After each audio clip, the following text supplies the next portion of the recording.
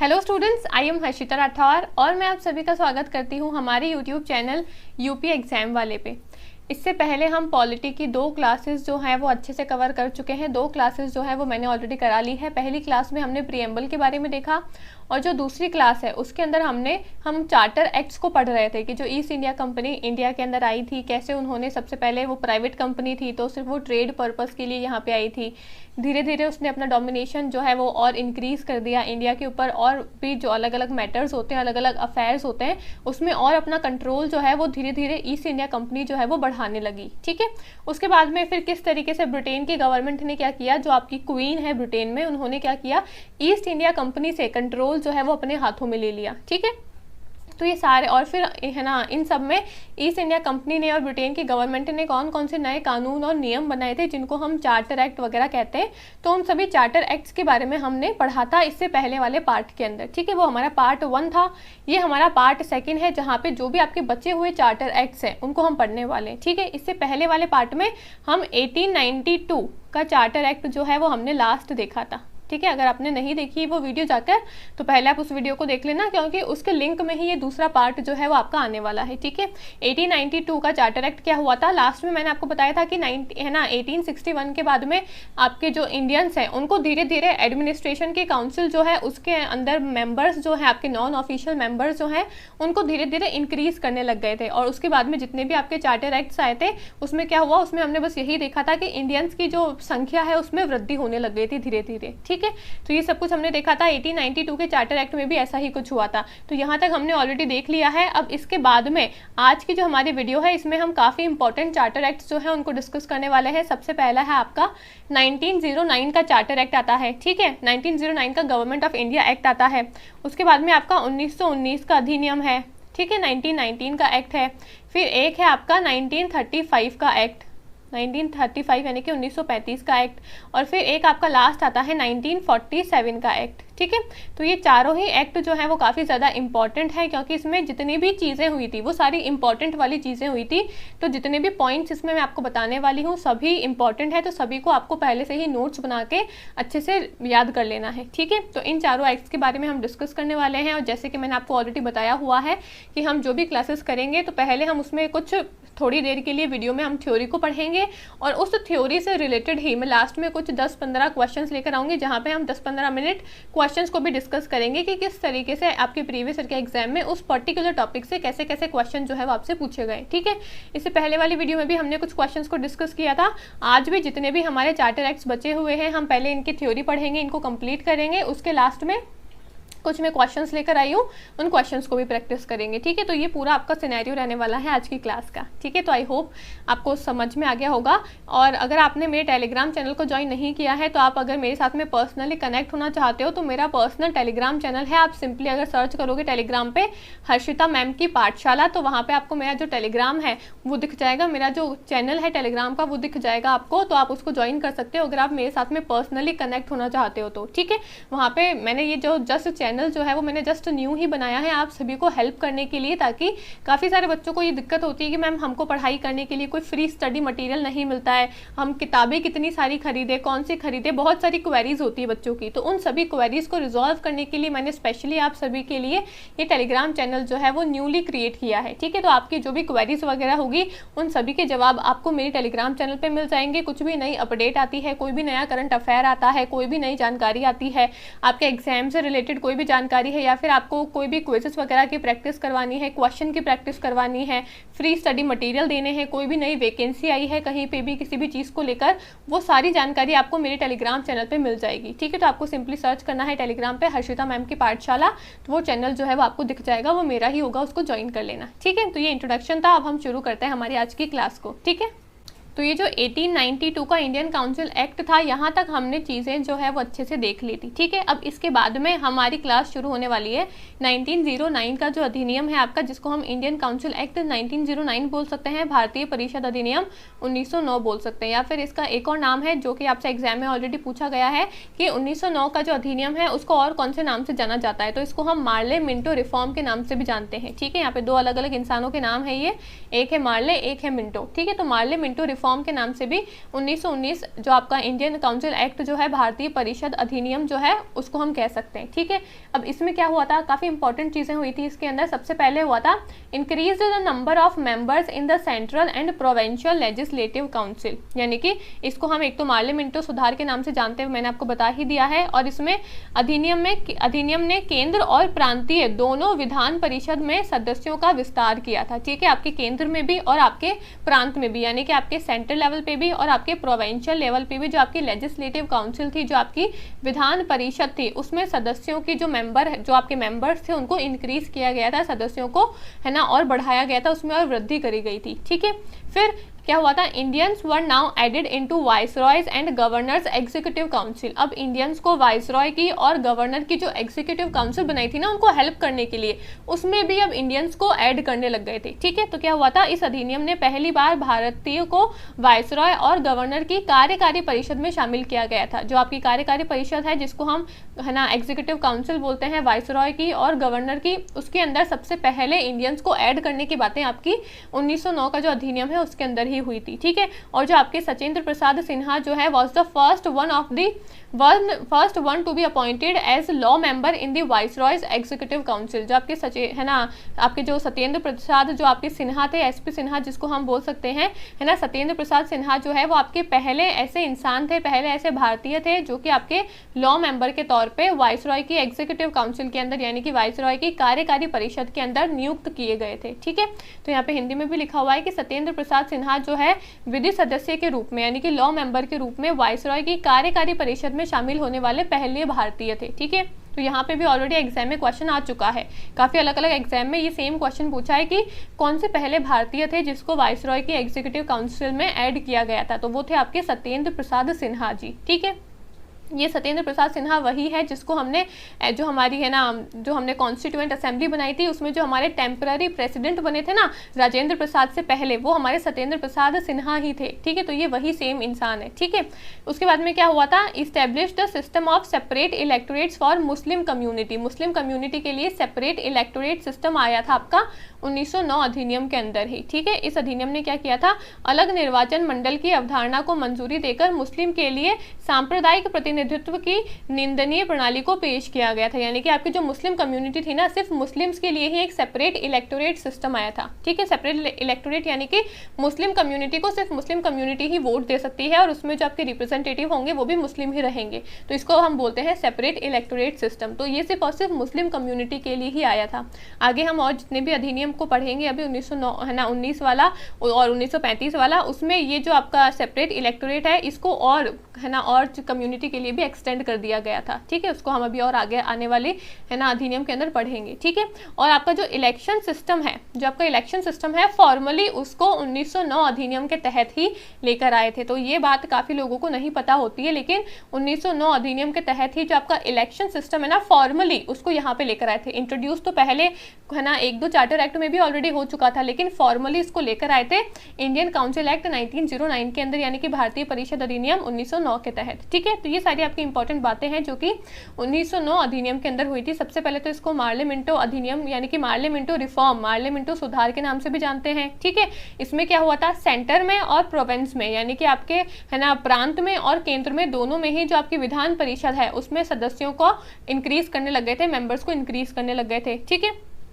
फिर क्या हुआ था आपके है ना इंडियंस को वाइसरॉय की और गवर्नर की जो एग्जीक्यूटिव काउंसिल थी उसके अंदर इंडियन मेंबर्स को ऐड करना शुरू कर दिया था। जो आपकी वाइसरॉय और आपके जो गवर्नर थे उनकी जो कार्यकारी परिषद जो थी एग्जीक्यूटिव काउंसिल जिसको हम इंग्लिश में बोलते हैं, उसके अंदर जो आपके भारतीय थे, जो आपके इंडियंस थे, उसको ऐड करना शुरू कर दिया था। ठीक है, और जो आपके सत्येंद्र प्रसाद सिन्हा जो है वो आपके पहले लॉ मेंबर के रूप में वाइसरॉय की एग्जीक्यूटिव काउंसिल में ऐड हुए थे, आपके पहले भारतीय थे। ठीक है, ये फैक्ट वाली बात है, आपको पता होनी चाहिए। फिर क्या हुआ था, मुस्लिम कम्युनिटी के लिए जो है आपकी एक है ना सेपरेट इलेक्टोरेट सिस्टम जो है वो इंट्रोड्यूस किया गया था और फॉर्मली इलेक्शन सिस्टम जो है वो भी आपका 1909 इंडियन काउंसिल एक्ट के तहत ही आया था। ठीक है, तो ये सारी इंपॉर्टेंट बातें हैं, इसके नोट्स जो है वो आप बना लेना। ठीक है, फिर आपका अगला अधिनियम आता है जिसको हम बोलते हैं गवर्नमेंट ऑफ इंडिया एक्ट 1919, यानी कि भारत सरकार अधिनियम 1919 वाला। ठीक है, अब ये भी काफ़ी ज़्यादा इंपॉर्टेंट है, यहाँ से भी काफ़ी सारे क्वेश्चन जो है वो आपके आते हैं। अब ये अधिनियम क्या बोलता है, सबसे पहले तो इसको हम मॉन्टेग्यू चेम्सफोर्ड के नाम से भी है ना, रिफॉर्म के नाम से भी जानते हैं, यानी कि मॉन्टेग्यू चेम्सफोर्ड सुधार के नाम से भी इसको जाना जाता है। जैसे कि आपका 1909 वाला जो एक्ट था, जिसके अंदर मैंने बताया 2 और इंसान थे इसको बनाने वाले, एक तो थे मार्ले, एक तो थे मिंटो, है ना, तो इन दोनों के नाम पे ये आपका रखा गया था। वैसे ही 1919 में भी आपके सेम 2 इंसान थे, बस उनका नाम क्या था, एक का था मॉन्टेग्यू, एक का था चेम्सफोर्ड। ठीक है, तो उन दोनों के नाम पे ही 1919 अधिनियम को भी हम बोल सकते हैं मॉन्टेग्यू चेम्सफोर्ड रिफॉर्म। ठीक है, इसमें क्या हुआ था, हमने कल एक क्वेश्चन भी सॉल्व किया था, यानी कि जो हमने पार्ट 1 वाली वीडियो देखी थी ना चार्टर एक्ट्स वाली, उसके अंदर हमने एक क्वेश्चन सॉल्व किया था जहां पे मैंने डायरेकी से रिलेटेड आपको क्वेश्चन सॉल्व करवाया था। तो वो आपका प्रीवियस ईयर का क्वेश्चन था जहां पे ये पूछा गया था कि जो आपकी डायरेकी सिस्टम है, जो आपकी है ना द्वैध शासन की जो प्रणाली है, वो कौन से चार्टर एक्ट के तहत आई थी, तो वो आपके 1919 एक्ट के तहत आई थी। मैंने आपको बताया था कि मैं आपको बाद में एक्सप्लेन करूंगी, तो यहाँ पे आप उसको समझते हैं क्या होता है ये। ठीक है, तो सबसे पहले तो आपको याद रखना है कि डायरेकी सिस्टम जो है आपका, जिसको हम द्वैध शासन प्रणाली के नाम से जान सकते हैं, वो आपका 1919 अधिनियम के तहत आया था। ठीक है, आया कहाँ पे था, प्रोवेंसेस के अंदर, प्रांतों के अंदर, केंद्र में नहीं आया था, प्रांतों में आया था। जो आपका बाद में 1935 वाला अधिनियम आएगा ना, उसमें फिर इसको प्रांत से हटाकर केंद्र में फिर बाद में इसको लागू करेंगे, लेकिन 1919 में आपका ये प्रांत में ही आया था, प्रोवेंसेस में ही आया था। ठीक है, तो इसमें बच्चे कंफ्यूज हो जाते हैं कि ये डायरेक्टली जो है आपका द्वैध शासन जो है वो आपका प्रांत में आया था या फिर केंद्र में आया था। तो 1919 में आपका प्रांत में आया था, 1935 जो अभी हम है ना अगला चार्टर एक्ट पढ़ेंगे, उसके अंदर फिर प्रांत से हटाकर इसको केंद्र में लागू कर दिया गया था। ठीक है, अब हम समझते हैं कि डायरेकी होता क्या है, यानी कि द्वैध शासन जो है वो होता क्या है। डायरेकी का मतलब है डबल गवर्नमेंट या फिर डुअल गवर्नमेंट। डुअल गवर्नमेंट कैसे, यहाँ पे 2 अलग अलग सरकारें या फिर 2 अलग अलग रूल जो है वो बना दिए गए थे। एक थे आपके रिजर्व्ड सब्जेक्ट, एक थे आपके ट्रांसफर्ड सब्जेक्ट। एक को संभालते थे गवर्नमेंट और एक को संभालते थे आपके गवर्नर जो थे। रिजर्व्ड सब्जेक्ट जो है इनको संभालते थे, जो भी चीजें आपके रिजर्व्ड सब्जेक्ट में आती थी उन सभी मुद्दों को संभालते थे आपके गवर्नर। ठीक है, और जो भी चीजें आपकी ट्रांसफर्ड सब्जेक्ट में आती थी उन सभी चीजों को संभालती थी आपकी गवर्नमेंट। तो इसलिए ये 2 अलग अलग है ना गवर्नमेंट बोल सकते हैं, या फिर 2 अलग अलग आपके है ना इसलिए हम इसको बोलते हैं द्वैध शासन, यानी कि 2 अलग अलग शासन जो है वो आपके लागू कर दिए गए थे। एक में था आपके रिजर्व्ड सब्जेक्ट, एक में थे आपके ट्रांसफर्ड सब्जेक्ट। रिजर्व्ड सब्जेक्ट में जितनी भी आपकी बातें आती है, जितनी भी आपकी चीजें आती है, उसको कंट्रोल करते थे, वो गवर्नर के अंडर कंट्रोल में था। और ट्रांसफर्ड सब्जेक्ट में जितनी भी चीजें आएंगी वो आपके गवर्नमेंट के अंडर कंट्रोल में था। ठीक है, लेकिन एक इंपॉर्टेंट बात है कि रिजर्व्ड सब्जेक्ट जो है, यानी कि जो आपके गवर्नर है, ये अपनी किसी भी चीज के लिए रेस्पॉन्सिबल नहीं थे, यानी कि इनकी कोई भी रेस्पॉन्सिबिलिटी नहीं थी, ये अपनी किसी भी चीज को लेकर रेस्पॉन्सिबल नहीं थे। दूसरी तरफ जो आपकी गवर्नमेंट है, जो कि आपके ट्रांसफर्ड सब्जेक्ट को कंट्रोल करती थी, जितनी भी बातें आपकी ट्रांसफर्ड सब्जेक्ट में आती है वो आपकी गवर्नमेंट के अंडर कंट्रोल में थी। तो गवर्नमेंट जो है वो अपने सभी एक्शंस के लिए रेस्पॉन्सिबल थी। तो ये एक इंपॉर्टेंट फैक्ट वाली बात है जो आपको पता होनी चाहिए कि सबसे पहले तो डायरेकी का मतलब होता है आपका है ना द्वैध प्रशासन। ठीक है, डायरेकी का मतलब होता है द्वैध प्रशासन, और इसमें क्या हुआ था, 2 अलग अलग सब्जेक्ट आ गए थे, रिजर्व्ड और ट्रांसफर्ड। रिजर्व था गवर्नर के अंडर कंट्रोल में, ट्रांसफर था आपके गवर्नमेंट के कंट्रोल में। अब गवर्नर जो है वो अपने चीज़ों के लिए, अपनी बातों के लिए रेस्पॉन्सिबल नहीं थे, लेकिन गवर्नमेंट जो है, जो कि ट्रांसफर्ड सब्जेक्ट को संभालती थी, उसके लिए काम करती थी, वो अपने सभी एक्शंस के लिए रेस्पॉन्सिबल थी। ठीक है, तो ये इंपॉर्टेंट बात है, आपको पता होनी चाहिए, और यही होता है आपका डायरेकी सिस्टम, जो कि 1919 भारत सरकार अधिनियम के तहत आया था। ठीक है, फिर आपका आया था established bye cameralism at centre. अब आपको याद रखना है, अब आप वापस से कंफ्यूज हो सकते हो, डायरेकी कहाँ पे आई है, प्रोवेंस में आई है।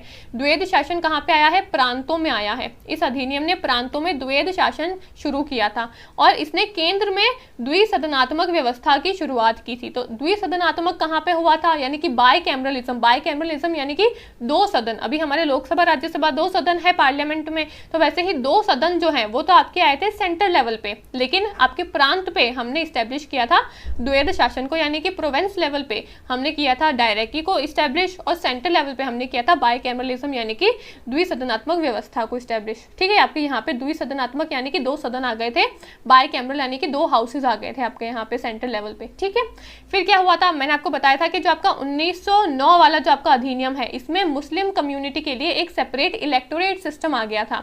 तो यहाँ पे ही जो आपका 1919 वाला एक्ट हुआ था, इसमें क्या हुआ था, ये जो आपका सेपरेट इलेक्टोरेट सिस्टम है इसको एक्सटेंड कर दिया गया था किस किस के लिए, सिख के लिए, इंडियन क्रिश्चियंस के लिए और एंग्लो इंडियंस के लिए। इन 3 कम्युनिटीज़ के लिए आपका जो सेपरेट इलेक्टोरेट सिस्टम है उसको और एक्सटेंड कर दिया गया था। ठीक है, जो आपके है ना पृथक निर्वाचन मंडल जो है आपकी प्रणाली की जो आपकी है ना उसको यानी कि जो आपका निर्वाचन मंडल की जो प्रणाली है उसका और विस्तार कर दिया गया था सिख के लिए, भारतीय ईसाइयों के लिए और एंग्लो भारतीयों के लिए, एंग्लो इंडियंस के लिए। ठीक है, तो ये आपको पता होना चाहिए कि सबसे पहले तो मुस्लिम कम्युनिटी के लिए आया था, बाद में इसको एक्सटेंड कर दिया गया था सिख, इंडियन क्रिश्चियन और एंग्लो इंडियंस के लिए। ठीक है, तो ये सारी इंपॉर्टेंट बातें हुई थी आपकी 1919 एक्ट के तहत। एक और इम्पॉर्टेंट बात थी कि 2 लिस्ट जो है वो भी हमने 1919 अधिनियम के तहत ही लागू करी थी। 2 लिस्ट कौन कौन सी है, अभी कितनी लिस्ट है, अभी हमारे पास में 3 लिस्ट है ना। कौन कौन सी है, सेंट्रल लिस्ट है हमारे पास में, एक स्टेट लिस्ट है और एक रिजर्व्ड सब्जेक्ट भी है हमारे पास में, या फिर हम उसको कॉन्करेंट लिस्ट भी बोल सकते हैं। सेंट्रल लिस्ट, एक आपके पास में है ना स्टेट लिस्ट और एक कॉन्करेंट लिस्ट। सेंटर पे सेंटर ही कानून बनाता है, स्टेट पे स्टेट ही बनाता है, लेकिन स्टेट पे कुछ ऐसे है ना मैटर्स है, 5 ऐसे मैटर्स है जहाँ पे पार्लियामेंट भी बनाती है, उसको हम फिर अगली किसी वीडियो में समझेंगे डिटेल में, है ना। लेकिन सेंटर पे जो भी सेंट्रल लिस्ट में जो भी बातें आती है उस पर कानून सिर्फ सेंटर गवर्नमेंट ही बनाती है। स्टेट लिस्ट में जो भी कानून है उस पर स्टेट गवर्नमेंट ही बनाती है। कॉन्करेंट लिस्ट जो है ऐसी लिस्ट है जहाँ पे जितने भी सब्जेक्ट आपके आते हैं वहाँ पे सेंटर और स्टेट गवर्नमेंट दोनों ही उस पर कानून बना सकती है। तो ये 3 लिस्ट है अभी हमारे पास में, लेकिन 1919 अधिनियम के तहत हमारे पास में सिर्फ 2 ही लिस्ट थी, एक थी सेंटर और एक थी आपकी प्रोविंस में। ठीक है, यानी कि केंद्र और प्रांत लेवल पे, सेंट्रल लेवल पे और स्टेट लेवल पे 2 ही लिस्ट थी। तो ये सारी बातें आपको पता होनी चाहिए। डायरेक्टी आई थी, बाइकैमरलिज्म आया था और 2 लिस्ट आई थी, और जो आपका सेपरेट इलेक्टोरेट सिस्टम है, निर्वाचन मंडल की जो प्रणाली है उसका विस्तार कर दिया गया था। किस किस के लिए किया था वो भी आपको पता होना चाहिए। ठीक है, तो ये सारी इंपॉर्टेंट बातें हैं, इसके नोट्स बना लेना। ठीक है, अब अगला हमारा एक्ट आता है, अगला अधिनियम है भारत सरकार अधिनियम 1935, यानी कि गवर्नमेंट ऑफ इंडिया एक्ट 1935 का एक्ट। ठीक है, अब ये एक्ट क्या बोलता है, इसमें भी काफ़ी सारे इंपॉर्टेंट पॉइंट्स जो है आपको नोट डाउन करने पड़ेंगे। ठीक है, इसमें सबसे पहली बात क्या है, सबसे पहली बात है कि provision of the act inspired structure of Indian constitution, यानी कि स्वतंत्र भारत के संविधान के विभिन्न उपबंध इस अधिनियम से प्रेरित है। हमने जो भी हमारे कॉन्स्टिट्यूशन में जितनी भी चीज़ें ली है उसमें से काफ़ी सारी चीज़ें जो है वो हमने 1935 अधिनियम के तहत ली है। ठीक है, तो आपको ये भी पता होना चाहिए कि भाई हमने कॉन्स्टिट्यूशन जो बनाया है वो हमने कहाँ से, कौन से देश से क्या इंस्पायर होकर क्या लिया है, और उसमें अगर आप ये पढ़ोगे तो आप ये भी पढ़ोगे कि 1935 का जो आपका अधिनियम है उसके तहत भी हमने काफ़ी सारी चीज़ें जो है वो एज इट इज़ हमारे कॉन्स्टिट्यूशन में अभी उठाई है वहाँ से। ठीक है, फिर अगली बात क्या बोलता है, proposed for creation of all India federation between British province and princely state, यानी कि इसने एक अखिल भारतीय महासभा ऑल इंडिया फेडरेशन के निर्माण का प्रस्ताव रखा था, जिसमें प्रांत और रियासतों को इकाइयों के रूप में शामिल किया गया था। यानी कि सिंपली आपको इतना याद रखना है कि ऑल इंडिया फेडरेशन का जो कॉन्सेप्ट है वो भी 1935 अधिनियम के तहत ही आया था। तो अगेन हमने इससे प्रीवियस वाला जो पार्ट किया था वहाँ पे हमने एक क्वेश्चन को सॉल्व किया था, जहाँ पे है ना उस क्वेश्चन में आपसे पूछा था कि ऑल इंडिया फेडरेशन जो है वो कौन से अधिनियम के तहत आया था। तो 1935 के है ना अधिनियम के तहत ऑल इंडिया फेडरेशन जो है वो आपका है ना क्रिएट हुआ था, उसका क्रिएशन हुआ था। ठीक है, फिर established 3 list, federal, provincial and concurrent list. 1919 वाले अधिनियम में 2 ही लिस्ट थी, मैंने बता दिया आपको। 1935 वाले में 2 लिस्ट को बदल के 3 लिस्ट कर दिया गया था। ठीक है, यानी कि अधिनियम ने 3 सूचियों को जारी कर दिया गया था। कौन कौन सी, संघीय सूची, प्रांतीय सूची और समवर्ती सूची, यानी कि या फिर आपकी समवर्ती सूची, जिसको हम कॉन्करेंट लिस्ट के नाम से जानते हैं। पहले सिर्फ 2 ही लिस्ट थी, एक तो थी फेडरल, एक थी प्रोविंशियल। ये जो कॉन्करेंट वाली जो है ना, इसको हमने 1935 के तहत में लागू किया था। ठीक है, फिर क्या हुआ था, रेसिडुअरी पावर विद वाइसरॉय, यहाँ पे वाइसरॉय के पास में अवशिष्ट अधिकार जो थे वो भी दे दिए गए थे, यानी कि जो आपकी रेसिडुअरी पावर जो होती है वो भी आपकी वाइसरॉय को यहाँ पे दे दी गई थी 1935 गवर्नमेंट ऑफ इंडिया एक्ट के तहत। ठीक है, फिर क्या हुआ था, ended dyarchy at provinces and promoted provincial autonomy, यानी कि यहाँ पे डायरेक्टी जो है इसको हमने एंड कर दिया था प्रोविंशियल लेवल पे। प्रांत में जो हमारी डायरेक्टी आई थी उसको हमने एंड कर दिया था। ठीक है, इस अधिनियम में क्या किया था, प्रांत में जो आपका द्वैध शासन है उसको समाप्त कर दिया था, और हमने सेंटर पे यानी कि सेंट्रल लेवल पे, जो केंद्र लेवल जो है वहां पे हमने द्वैध शासन को लगा दिया था, डायरेक्टी को लगा दिया था। तो 1919 में क्या था, 1919 में है ना प्रोविंसेस में थी डायरेक्टी, 1935 में प्रोविंस में हटाकर सेंटर में लगा दी गई थी, ठीक है। और एक्सटेंडेड फ्रेंचाइजी, अब यहाँ पे मैंने आपको बताया था कि सबसे पहला 1909 में वापस चलते हैं, क्या हुआ था, सबसे पहले मुस्लिम कम्युनिटी के लिए सेपरेट इलेक्टोरेट सिस्टम यानी कि अलग निर्वाचन मंडल की अवधारणा को मंजूरी दी थी, ठीक है। फिर क्या हुआ, ये मुस्लिम कम्युनिटी के साथ साथ यहाँ पे अब सिख को, इंडियन क्रिश्चियन को और एंग्लो इंडियंस को भी बढ़ा दिया, यानी कि उनको, उनके लिए भी सेपरेट इलेक्टोरेट सिस्टम लेकर आ गए थे 1919 के तहत। फिर क्या हुआ, अब आता है 1935 का अधिनियम। इसमें क्या हुआ था, यहाँ पे अब और लोगों को यानी कि विमेंस को भी देने लग गए थे सेपरेट इलेक्टोरेट सिस्टम। जो आपके SC ST की जो क्लास होती है उनके लिए भी इस सिस्टम को एक्सटेंड कर दिया गया था, ठीक है। तो यानी कि 1935 में जो आपकी एक्सटेंडेड फ्रेंचाइज, जो आपकी सेपरेट इलेक्टोरेट सिस्टम था उसको और एक्सटेंड कर दिया गया था, उसको और उसका विस्तार हो गया था, ठीक है। फिर क्या हुआ था, नेवर केम इनटू इफेक्ट, क्योंकि जो आपके प्रिंसली स्टेट्स हैं उन्होंने इसको कभी एक्सेप्ट ही नहीं किया था, जो आपके रियासतें हैं उन्होंने इसको कभी स्वीकार नहीं किया था, इसलिए ये कभी प्रभाव में नहीं हुआ था, ठीक है। तो ये सारी आपकी इंपॉर्टेंट बातें आती है 1935 एक्ट के तहत। आपको याद रखना है क्या क्या बात। सबसे पहले तो इंडियन कॉन्स्टिट्यूशन में जितनी भी अभी हमारी बातें हैं उसमें से काफ़ी सारी चीज़ें जो है वो हमने 1935 अधिनियम से ली है, सेम एज इट इज़ हमने उठाई है। ऑल इंडिया फेडरेशन 1935 अधिनियम से आया है। 3 लिस्ट जो है, 3 सूचियाँ जो है जिसको हम बोल सकते हैं संघीय, प्रांतीय और समवर्ती सूची, वो 1935 के तहत आई है, ठीक है। वाइसरॉय को हमने रेसिडुअरी पावर यानी कि अवशिष्ट अधिकार जो दिए हैं वो 1935 के तहत आए हैं। जो आपकी डायरेक्टी जो है, डायरेक्टी सिस्टम जो है आपका, द्वैध शासन की जो प्रणाली है उसको हमने एंड कर दिया प्रांत लेवल पे, और केंद्र लेवल पे उसको लेकर आ गए थे। जो आपकी सेपरेट इलेक्टोरेट सिस्टम है उसको विमेंस के लिए और SC ST की क्लास के लिए और एक्सटेंड कर दिया गया था, ठीक है। तो ये सारी इंपॉर्टेंट बातें हैं।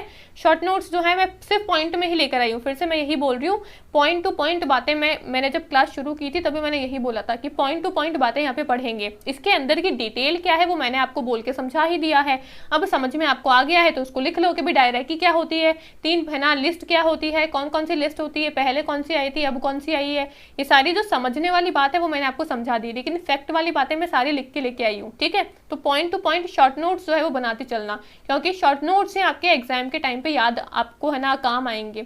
उस टाइम पे अगर आप किताबें खोलने के लिए बैठोगे, मोटे मोटे नोट्स को पढ़ोगे तो टाइम चला जाएगा, फिर आप रिवाइज भी नहीं कर पाओगे अच्छे से, ठीक है। तो शॉर्ट नोट्स जो है आपके नोट्स हमेशा ऐसे होने चाहिए जिनको आप कभी भी आसानी से रिवाइज कर सको और जल्दी से जल्दी उनको रिवाइज कर सको। तो इसलिए मुझे पता है कि इसको पढ़ोगे तो यहाँ से देख के ही आप नोट्स बनाओगे। तो अगर मैं मोटे मोटे नोट्स लेकर आऊंगी तो वो ही सारी बातें सेम टू सेम छाप के अपने नोट्स में लिख लोगे, इसलिए पॉइंट टू पॉइंट बातें ही मैं लेकर आई हूँ, ठीक है। तो इन सबके शॉर्ट नोट्स आपको साथ में बनाते हुए चलना है, वरना सारी चीजें भूल जाओगे, आगे पाठ पीछे सपाट हो जाएगा फिर, ठीक है।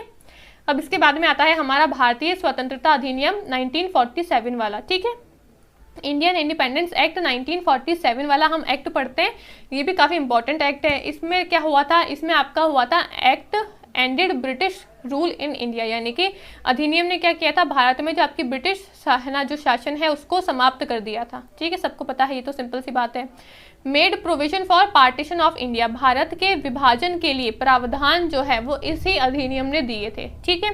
Abolished viceroy's office and appointed governor general for the dominion as a caretaker, यानी कि कार्यवाहक के रूप में प्रभुत्व के लिए वाइसरॉय के कार्यालय और नियुक्त गवर्नर जनरल को समाप्त कर दिया गया था। जो भी आपके वाइसरॉय की जो हमने स्टेट है ना, वो office of viceroy, office of state है ना, state of viceroy, office of viceroy जो हमने बनाए थे, गवर्नर जनरल की जो पोजीशन हमने बनाई थी, इन सबको हटा दिया गया था। क्यों? क्योंकि ये आपकी ईस्ट इंडिया कंपनी या फिर ब्रिटेन ने बनाई थी, जो अब हमारे लिए काम की नहीं है। अब हम इंडिया हैं, यानी कि अब हम इंडिपेंडेंट हो चुके हैं, तो अब हम हमारे अकॉर्डिंग हमारी चीज़ों को, हमारे देश को अब हम हमारे अकॉर्डिंग सेट करेंगे। तो इसलिए ये जो जितनी भी चीज़ें थी ना, इसको अबॉलिश कर दी गई थी, इसको समाप्त कर दिया गया था, ठीक है। फिर क्या हुआ था, constituent assembly to frame constitution was establish, यानी कि है ना, रियासतों को भारत या पाकिस्तान में शामिल होने के लिए है ना पसंद की स्वतंत्रता दी, यानी कि अच्छा ये तो बाद में आएगा, वो ऊपर वाला पॉइंट लगता है थोड़ा मिसिंग है। क्या बोल रहा है, constituent assembly to frame constitution was establish, यानी कि कॉन्स्टिट्यूशन को बनाने के लिए कॉन्स्टिट्यूएंट असेंबली जो है वो बनाई गई थी, ताकि हम कॉन्स्टिट्यूशन बना सके, संविधान बना सके, नियम कानून को लगा सके, ताकि उन नियम कानून के आधार पर हम आने वाला जो हमारा देश है, जो कि अभी नया नया ही इंडिपेंडेंट हुआ है, जिसको नई नई स्वतंत्रता मिली है, वो अच्छे से गवर्न कर सके, अच्छे से चल सके, ठीक है। फिर क्या हुआ था, gave freedom of choice to princely state. यहाँ पे जो आपकी है ना, जो आपकी प्रिंसली स्टेट्स थे या फिर जो आपकी रियासतें थी, जिसको हम हिंदी में रियासत बोलते हैं, इंग्लिश में उसको प्रिंसली स्टेट्स बोलते हैं, जितनी भी आपकी प्रिंसली स्टेट्स जो थी ना, छोटी छोटी रियासतों में इंडिया जो है वो बटा हुआ था, तो उन रियासतों को ये मौका दिया गया था कि आपके पास में चॉइस है, आपके पास में 3 चॉइस है, ठीक है, या तो आप इंडिया के साथ में मर्ज हो जाओ या पाकिस्तान के साथ में मर्ज हो जाओ। और बाद में इनको 3 चॉइस दी गई थी। पहले 1947 जो आपका अधिनियम आया था, इसके तहत इनको 2 चॉइस दी गई थी, या तो आप इंडिया में मर्ज हो या फिर पाकिस्तान में मर्ज हो जाओ, है ना। बाद में जब भी आपके इंटीग्रेशन होंगे ना बाकी सभी स्टेट्स के, तो वहाँ पे प्रिंसली स्टेट्स को चॉइस देंगे कि भाई आपको है ना, या तो इंडिया के साथ में मर्ज हो जाओ या पाकिस्तान के साथ में मर्ज हो जाओ, या फिर आप अपने अलग भी रह सकते हो, ठीक है। तो आगे हम जो भी इंटीग्रेशन वाला चैप्टर पढ़ेंगे उसमें इन सबको डिटेल में डिस्कस करेंगे। लेकिन यहाँ पे आपको ये समझना है कि जो आपके प्रिंसली स्टेट्स थे, जो आपकी रियासतें थी ना, उनको ये स्वतंत्रता दी गई थी, ये फ्रीडम दी गई थी कि आपके पास में 2 ऑप्शन है कि तो इंडिया के साथ में मिलो या फिर आप पाकिस्तान के साथ में मिलो, ठीक है। और क्या हुआ था, abolished office of secretary of state and proclaimed lapse of British paramountcy. British paramountcy जो है यानी कि जो आपका ब्रिटिश की जो सरकार थी, ब्रिटिश का जो रूल कानून नियम जो था वो आपका है ना लैप्स हो गया था, यानी कि वो आपका बिल्कुल समाप्त हो चुका था, एंड हो चुका था, ठीक है।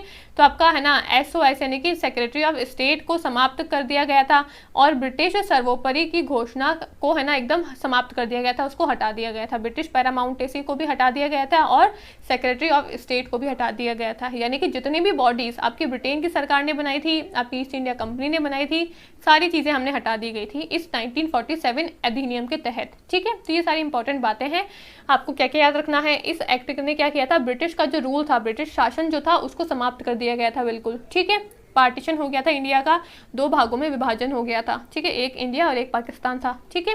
फिर क्या हुआ था, आपके है ना ऑफिस ऑफ वाइसरॉय जो है, गवर्नर जनरल की पोजीशन जो है, सेक्रेटरी ऑफ स्टेट की पोजीशन जो है, सबको अबॉलिश कर दिया गया था, यानी कि सबको समाप्त कर दिया गया था, सबका कार्यालय जो है वो समाप्त कर दिया गया था, ठीक है। फिर क्या हुआ था, कॉन्स्टिट्यूएंट असेंबली को है ना फ्रेम किया गया था ताकि हम कॉन्स्टिट्यूशन को बना सकें, ठीक है। फिर क्या हुआ था, जो आपके प्रिंसली स्टेट्स है, जो आपकी रियासतें हैं, इनको 2 ऑप्शन दिए गए थे, या तो इंडिया के साथ में मर्ज हो जाओ या फिर पाकिस्तान के साथ में मर्ज हो जाओ, आपकी चॉइस है, आपको जैसा करना है वैसा ठीक लगे वैसा कर लो, ठीक है। ये सारी इंपॉर्टेंट बातें जो है वो 1947 का जो अधिनियम है, जिसको हम इंडियन इंडिपेंडेंस एक्ट 1947 के नाम से जानते हैं, उसमें हुई थी। तो ये सारी बातें जो है, जितने भी इंपॉर्टेंट अधिनियम जो है वो हमने पढ़ लिए हैं, ठीक है। आई होप आपको सारे अधिनियम अच्छे से समझ में आ गए होंगे। जितनी भी इंपॉर्टेंट बातें हैं, जहां से ऑलरेडी क्वेश्चन पूछा जा चुका है, वो सारी बातें मैंने 2 वीडियोस के अंदर 2 पार्ट में कवर कर ली है अच्छे से, ठीक है। अब एक इंपॉर्टेंट चीज रहती है, उसके बाद में हम क्वेश्चंस को सॉल्व करेंगे, फिर थ्योरी का जो पार्ट था वो आज की वीडियो का कंप्लीट हो चुका है, ठीक है। इंपॉर्टेंट बात आती है आपकी इंटरिम गवर्नमेंट की। इंटरिम का मतलब होता है टेम्पररी, ठीक है। टेम्पररी बेसिस पे जो आपकी गवर्नमेंट थी, जो कि 1946 में बनी थी, तो उसमें कौन कौन से लोग थे और वो कौन कौन सी मिनिस्ट्री को संभाल रहे थे, उससे भी काफी क्वेश्चन आते हैं, ठीक है। तो यहाँ पे आपके सबसे पहले थे जवाहरलाल नेहरू, जो कि वाइस प्रेसिडेंट थे काउंसिल के, एक्सटर्नल अफेयर्स के और कॉमनवेल्थ रिलेशन से जुड़े हुए थे। सरदार वल्लभ भाई पटेल जो है वो आपके होम, इंफॉर्मेशन एंड ब्रॉडकास्टिंग से जुड़े हुए थे। राजेंद्र प्रसाद जो है वो आपकी फूड और एग्रीकल्चर से जुड़े हुए थे, इसका कारभार संभाल रहे थे, ठीक है। डॉक्टर जॉन मिथाई जो है वो आपकी इंडस्ट्रीज और सप्लाईज को संभाल रहे थे। जगजीवन राम जो है वो आपकी लेबर कम्युनिटी को संभाल रहे थे। सरदार बलदेव सिंह जो है वो डिफेंस को संभाल रहे थे, ठीक है। CH भाभा जो है वो वर्क, माइंस और पावर को संभाल रहे थे। लियाकत अली खान जो है वो फाइनेंसिस को संभाल रहे थे, ठीक है। फिर आपके थे अब्दुल राब निस्तार जो है पोस्ट, जो आपके डाक होती है ना, पोस्ट और एयर को संभाल रहे थे। असफ अली जो है वो रेलवेज और ट्रांसपोर्टेशन के हेड थे, उसको संभाल रहे थे, उसका कारभार देख रहे थे, ठीक है। C राजगोपालचारी जो है वो एजुकेशन और आर्ट से जुड़े हुए थे, ठीक है। चुंद्रीगर जो है वो कॉमर्स से जुड़े हुए थे। गजनफर अली खान जो है वो आपके हेल्थ से जुड़े हुए थे, और जोगिंदर नाथ जो है वो आपके लॉ से जुड़े हुए थे। तो ये जितने भी आपके इंपॉर्टेंट जो लोग थे, जो कि आपके इंटरिम गवर्नमेंट के पार्ट थे, कौन कौन सी मिनिस्ट्री को संभालते थे, वो आपको एज इट इज लर्न कर लेना है। इसमें समझाने वाली कोई बात है नहीं, बस आपको पढ़ना है कि भाई कौन कौन सी मिनिस्ट्रीज हैं और उसके हेड कौन कौन थे, यानी कि कौन उनको है ना, जो इंसान जो है, यानी कि कौन सा लीडर जो है वो कौन सी मिनिस्ट्री को संभाल रहा था, ठीक है। तो नेहरू कौन सी मिनिस्ट्री को संभालते थे, पटेल किसको संभालते थे, राजेंद्र प्रसाद किसको संभालते थे, सारी ही बातें मैंने इसमें ऐड कर ली है। आप इसको अच्छे से पढ़ के अच्छे से नोट्स बना लेना, ठीक है। इसमें समझाने वाली कोई बात नहीं है। तो अब आपकी जितने भी एक्ट आती है, जो भी आपकी बातें आती है, जो भी इंपॉर्टेंट बातें हैं, वो सारी आपकी अब कंप्लीट हो गई है चार्टर एक्ट से जुड़ी हुई, ठीक है। अब हम कुछ क्वेश्चंस को सॉल्व करते हैं, ठीक है। अब आपका हम अब है ना जो भी हमारी थ्योरी का पार्ट है वो सब हमारा कंप्लीट हो चुका है। अब हम लास्ट में कुछ क्वेश्चंस को सॉल्व करते हैं। जो भी हमने पार्ट 1 में जितने भी अधिनियम देखे, पार्ट 2 जो आज की क्लास है इसमें जितने भी अधिनियम देखे हैं उससे जुड़े हुए क्वेश्चंस में लेकर आई हूँ। इन क्वेश्चंस को सॉल्व करने के बाद में ये जो पर्टिकुलर टॉपिक है आपका वो पूरा कंप्लीट हो जाएगा। ठीक है, अब सबसे पहला क्वेश्चन क्या बोल रहा है, निम्नलिखित में से किसने है ना, निम्नलिखित में से किनसे भारत में अंग्रेजी शिक्षा की नींव पड़ी गई थी, यानी कि कौन से एक्ट से भारत में अंग्रेजी शिक्षा की नींव जो है वो पड़ी थी। ठीक है, यानी कि who among the following laid the foundation of English education system. ठीक है, 1813 का चार्टर एक्ट ने, या फिर 18 है ना general committee of public interaction, general committee of public instruction 1823 से, ओरिएंटलिस्ट एंड एंजलिस्ट की जो कंट्रोवर्सी हुई थी उससे आपकी है ना इंग्लिश एजुकेशन की जो आपका सिस्टम है वो कब से लागू हुआ था। तो वो आपका यहाँ पे ऑप्शन दिए हुए हैं, केवल 1 और 2, केवल 2, केवल 1 और 3, या फिर 1, 2, 3 तीनों से। तो IAS प्री का जो 2018 में एग्जाम हुआ था उससे ये क्वेश्चन आपका आया है।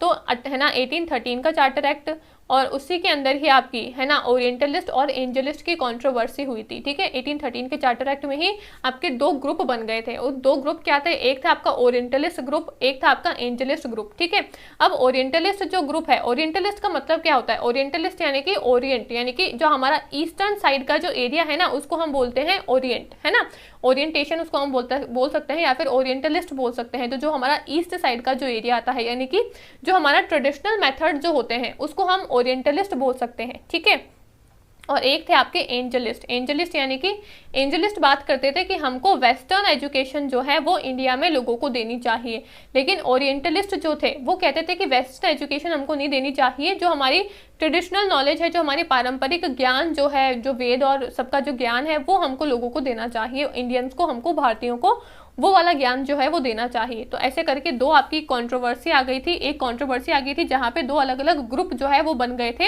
एंजलिस्ट का ग्रुप और ओरिएंटलिस्ट का ग्रुप। ठीक है, इसके बाद में फिर आपका एक अधिनियम आया था 1813 का जो अधिनियम था, उसके बाद में आपका अधिनियम आया था एक और, उसमें क्या हुआ था फिर जो आपके एंजलिस्ट ग्रुप जो था, जो कि बात करता था कि वेस्टर्न एजुकेशन को हमको सपोर्ट करना चाहिए और इंडियंस को हमको वेस्टर्न एजुकेशन ही देनी चाहिए।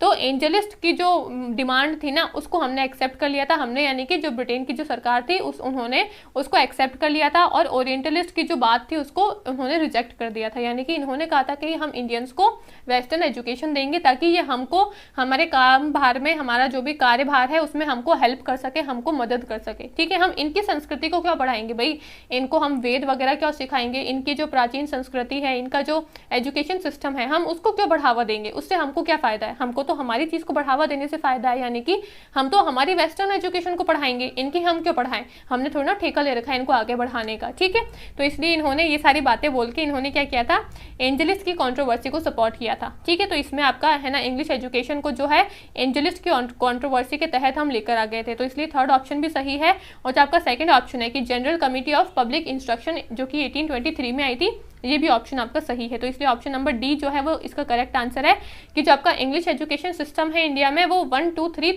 तीनों के ही तहत जो है वो आया था। ठीक है, अगला सवाल क्या पूछता है, किस अधिनियम के द्वारा ब्रिटिश संसद में 4 और 3 है ना चाय और चीन के साथ व्यापार को है ना छोड़कर ईस्ट इंडिया कंपनी के भारत के साथ व्यापारिक एकाधिकार को समाप्त कर दिया, यानी कि by which act did British parliament and the east India companies trade monopoly except for T and trade with China. ठीक है, तो आपको बताना है कि कौन से अधिनियम के तहत ये हुआ था, 1813 के चार्टर एक्ट के तहत, 1833 चार्टर एक्ट के तहत, 1853 या फिर 1873। तो जो आपका 1813 का चार्टर एक्ट आया था ना उसके तहत क्या हुआ था, जो आपका ब्रिटिश पार्लियामेंट है उसने क्या किया था, ईस्ट इंडिया कंपनी की जो मोनोपोली है इंडिया में उसको एंड कर दिया था, उसको समाप्त कर दिया था, लेकिन टी और ट्रेड विद चाइना को छोड़कर बाकी ईस्ट इंडिया कंपनी की जितनी भी मोनोपोली थी उसको एंड कर दिया था। ये आपका है ना आरओ का जो आपका यूपी आरओ एआरओ का जो एग्जाम होता है 2017 में जो एग्जाम हुआ था उसका क्वेश्चन है, ऑप्शन नंबर ए इसका करेक्ट आंसर है। ठीक है, अगला सवाल क्या पूछ रहा है, रिगार्डिंग द चार्टर एक्ट 1813 आपको यहाँ पे कुछ 3 कथन दिए हुए हैं। 1813 का जो आपका चार्टर अधिनियम है उसके तहत आपको 3 बातें बताई हुई है, 3 कथन दिए हुए हैं। आपसे पूछा है कि आपको यहाँ पे बताना है कौन सा वाला कथन आपका सही है। ठीक है, कौन सा सही है आपका कथन वो पूछा है, IAS प्री 2019 का सवाल है ये आपका। ठीक है, तो आप देख रहे हो मैं सारे क्वेश्चन आपके प्रीवियस ईयर के ही लेकर आई हूँ ताकि आपको पता चले कि हाँ इस टॉपिक से प्रीवियस ईयर में काफ़ी सारे एग्जाम्स में क्वेश्चन ऑलरेडी पूछा गया है। ठीक है, अब पहला कथन क्या बोल रहा है, पहला कथन बात करता है कि जो आपका 1813 का जो आपका चार्टर एक्ट है, it ended trade monopoly of east India company. इसने क्या किया था, ईस्ट इंडिया कंपनी की जो ट्रेड मोनोपोली है उसको एंड कर दिया था। फिर क्या बोलता है, दूसरा बात करता है ना, it strengthened the sovereignty of British crown over the Indian territory held by company. और तीसरा बात करता है, revenue of India now come under the control of British parliament. तो तीनों कथन में से कौन से कथन सही है वो आपको बताने हैं, हिंदी में पढ़ के बता देती हूँ। पहला कथन बोलता है कि इसने भारत में ईस्ट इंडिया कंपनी के व्यापार एकाधिपत्य को चाय है ना, अभी जो हमने ऑप्शन देखा, चाय का व्यापार तथा चीन के साथ व्यापार को छोड़कर समाप्त कर दिया गया था। यानी कि चाय और चीन के साथ में जो ट्रेड होता था ईस्ट इंडिया कंपनी का, उसको छोड़कर बाकी ईस्ट इंडिया कंपनी की जो भी मोनोपोली थी, जो भी उसका है ना एकाधिपत्य था, वो एंड कर दिया था यहाँ पे ब्रिटेन की गवर्नमेंट ने। ठीक है, तो ये पहले वाले क्वेश्चन में भी हम ये सेम चीज देख कर आए, तो आपको पता चल गया होगा कि पहला ऑप्शन तो करेक्ट है ही है। ठीक है, दूसरा क्या बोल रहा है, इसने कंपनी द्वारा अधिकार में ना लिए गए भारतीय राज्य क्षेत्रों पर ब्रिटिश राज्य की संप्रभुता को सुदृढ़ किया था। ठीक है, और फिर तीसरा क्या बोल रहा है, भारत का राजस्व अब ब्रिटिश संसद के नियंत्रण में आ गया था। तो ऑप्शन नंबर 3 जो है वो इसका सही नहीं है। 1813 का जो चार्टर एक्ट था उसके तहत आपका ब्रिटिश पार्लियामेंट ने नहीं लिया था, तब तक तो जो ईस्ट इंडिया कंपनी है उसके ही हाथों में था सारा कारोबार। ठीक है, तो इसलिए थर्ड ऑप्शन रॉन्ग है। फर्स्ट और सेकंड ऑप्शन जो है वो आपके करेक्ट है, तो ऑप्शन नंबर ए जो है वो इसका सही आंसर है। ठीक है, अगला सवाल क्या पूछ रहा है, किस अधिनियम ने भारतवासियों को अपने देश के प्रशासन में कुछ हिस्सा लेना संभव बनाया। 1833 का चार्टर एक्ट, 1853 का चार्टर एक्ट, 1853 का गवर्नमेंट ऑफ इंडिया एक्ट, या फिर Indian councils act 1861। Which act made it possible for Indians to take some part in the administration of their country. कि भाई कौन से अधिनियम के तहत इंडियंस जो है वो अब एडमिनिस्ट्रेशन में पार्ट ले सकते हैं, अपने प्रशासन में जो है वो हिस्सा ले सकते हैं, कौन से एक्ट के तहत। तो 1833 का जो आपका एक्ट है, चार्टर एक्ट जो आपका आया था 1833 का, उसके तहत अब इंडियंस को थोड़ी सी परमिशन दे दी गई थी कि वो अपने एडमिनिस्ट्रेशन का जो काम है, अपने जो प्रशासन का जो काम है अपने देश का, उसमें हिस्सा ले सकते हैं। ठीक है, यूपीपीसीएस प्री का जो 2012 में एग्जाम हुआ था उसका सवाल है ये। तो ऑप्शन नंबर ए जो है वो इसका करेक्ट आंसर है, चार्टर एक्ट 1833। ठीक है, अगला क्वेश्चन क्या पूछता है, under which of the following act did Indian legislative council get power to debate the budget. यानी कि निम्नलिखित में से किस अधिनियम के अंतर्गत भारतीय विधान परिषद को बजट पर बहस करने की शक्तियां जो है वो प्रदान की गई थी। तो मैंने आपको बताया था कि 1892 का जो एक्ट आया था, जो आपका भारतीय परिषद अधिनियम 1892 आया था, उसके तहत बजट पे बात करने की, बजट पे सवाल पूछने की जो शक्तियां हैं वो प्रदान की गई थी। ठीक है, तो 1892 ऑप्शन नंबर 20 का करेक्ट आंसर है। 2003 में यूपीपीसीएस के प्री के एग्जाम में ये सवाल पूछा गया था। ठीक है, तो वही सारी चीजें हैं जो हमने ऑलरेडी पढ़ी है, हम बस उसको यहाँ पे क्वेश्चन के फॉर्म में सॉल्व कर रहे हैं। ठीक है, अब अगला सवाल क्या पूछ रहा है, communal representation in British India was provided for by which of the following act. यानी कि जो कम्युनल रिप्रेजेंटेशन दिया गया था ना, सेपरेट इलेक्टोरेट वाला, वो कौन से एक्ट के तहत दिया गया था, 1892, 1909, 1919 या 1935। अभी हमने आज ही के क्लास में ये पढ़ा है। ब्रिटिश भारत में सांप्रदायिक प्रतिनिधित्व की व्यवस्था निम्नलिखित में से किस अधिनियम द्वारा दी गई थी, भारतीय काउंसिलिंग अधिनियम 1892, 1909 मार्ले मिंटो सुधार, 1919 मॉन्टेग्यू चेम्सफोर्ड सुधार, या फिर भारत सरकार अधिनियम 1935। तो ये हमने पढ़ा है 1909 का जो एक्ट है उसके तहत कम्युनल रिप्रेजेंटेशन जो है वो दिया गया था। 1919 में फिर और बढ़ा दिया लोगों के लिए, 1935 में और उसको एक्सटेंड कर दिया और उसका विस्तार कर दिया। ठीक है, एमपीपीसीएस प्री 2019 का सवाल है आपका, ऑप्शन नंबर 20 का करेक्ट आंसर है। ठीक है, अगला क्वेश्चन क्या पूछता है, by which one of the following act federal court को इस्टेब्लिश किया गया था। यानी कि कौन से अधिनियम के द्वारा भारत में संघीय न्यायालय की स्थापना की गई थी, भारतीय परिषद अधिनियम 1861, भारत सरकार अधिनियम 1909, 1919 या फिर उपरोक्त में से कोई भी नहीं। तो यूपीपीसीएस 2014 का प्री का एग्जाम का आपका क्वेश्चन है ये। ठीक है, तो आपसे पूछा गया है कि जो फेडरल कोर्ट जो है वो कौन से अधिनियम के तहत लागू किया गया था। तो ना ही 1861 में हमने कोई ऐसी बात पढ़ी है, 1909 और 1919 में तो फेडरल कोर्ट का कुछ जिक्र ही नहीं हुआ था। ठीक है, किस में हुआ था, ये हुआ था आपके 1935 के अधिनियम में, है ना। 1935 का जो हमारा अधिनियम आया था, जो हमने आज ही की क्लास में पढ़ा था, उसके अंदर हमने देखा था कि फेडरल कोर्ट जो है उसको इस्टेब्लिश किया गया था। उसकी बात तो यहाँ पे हो नहीं रही है, तो इसलिए सारे ही ऑप्शन गलत है, यानी कि ऑप्शन नंबर डी जो है वो इसका करेक्ट आंसर हो जाएगा। ठीक है, अगला क्वेश्चन क्या पूछता है, फेडरल कोर्ट ऑफ इंडिया को इस्टेब्लिश किया था कौन से साल में। अभी सेम ये क्वेश्चन किया है हमने, ये आपका यूपीपीसीएस मेंस 2015 का सवाल है और ये आपका 2014 का सवाल है। यानी कि देख लो, यूपीपीसीएस प्री में 2014 में सेम क्वेश्चन आ गया अलग तरीके से, 2015 में यूपीपीसीएस मेंस में ये क्वेश्चन आ गया, बस अलग तरीके से, ठीक है। क्वेश्चन सेम है, कॉन्सेप्ट सेम है, क्वेश्चन की जो फ्रेमिंग है वो थोड़ी सी चेंज कर दी गई है, चालाक हो गए थोड़े से, ठीक है। तो इसका आंसर क्या है? इसका आंसर है आपका 1937 जो है। 1935 में तो आया था, है ना, लेकिन यहाँ पे पूछा है कि फेडरल कोर्ट ऑफ इंडिया को इस्टेब्लिश कौन से साल में किया गया था, तो 1937 में इस्टेब्लिश किया गया था, ठीक है। फिर क्या पूछ रहा है? अंडर विच एक्ट डायरेक्टी को हमने स्टैब्लिश किया था सेंटर लेवल पे, ठीक है। अब मैंने आपको बताया था एक में तो प्रांत में आया था, एक में आपका सेंटर में आया था। तो आपसे पूछा है कि सेंटर लेवल पे जो आपका द्वैध शासन है, जो आपका कहना केंद्र लेवल है, उसमें जो आपका द्वैध शासन है वो कौन से अधिनियम के तहत आया था। तो हमने द्वैध शासन से जुड़े हुए 2 अधिनियम पढ़े हैं, एक तो पढ़ा है 1919 वाला, एक पढ़ा है 1935 वाला। 1919 में आया था आपके प्रांत लेवल पे, यानी कि प्रोवेंसेस के लेवल पे। 1935 में आया था आपके, है ना, केंद्र के लेवल पे, यानी कि सेंटर के लेवल पे। तो यहाँ पे यही पूछा है कि केंद्र में द्वैध शासन किस अधिनियम के अंतर्गत स्थापित किया गया था।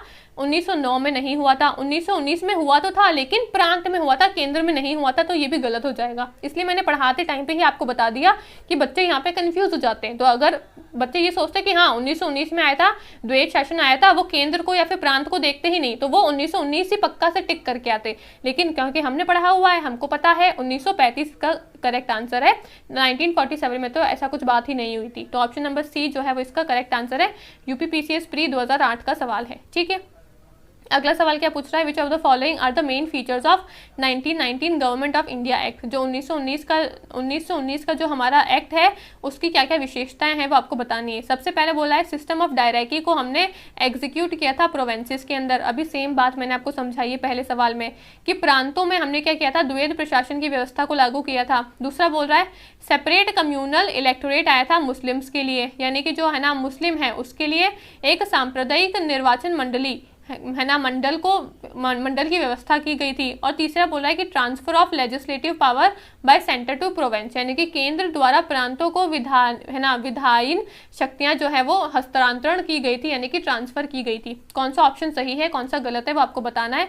तो ऑप्शन नंबर इसका, है ना, सी जो है वो करेक्ट आंसर है कि ऑप्शन नंबर फर्स्ट और ऑप्शन नंबर 3 जो है वो इसका करेक्ट आंसर है। ऑप्शन नंबर 2 जो है वो इसका करेक्ट आंसर नहीं है, क्योंकि यहाँ पे क्या पूछ रहा है, provision of separate electorate system जो है वो मुस्लिम्स के लिए था। 1909 में हमने पढ़ा था कि वो मुस्लिम्स के लिए था। 1919 में तो बाकी के लिए बढ़ गया था ना, सिख के लिए, एंग्लो इंडियंस के लिए। 1935 में और विमेंस के लिए, SC ST के लिए बढ़ गया था। तो इसलिए दिमाग, आंख, नाक, कान सब खुले रखना बहुत जरूरी है, ऐसे कंफ्यूज करते हैं आपको क्वेश्चन में।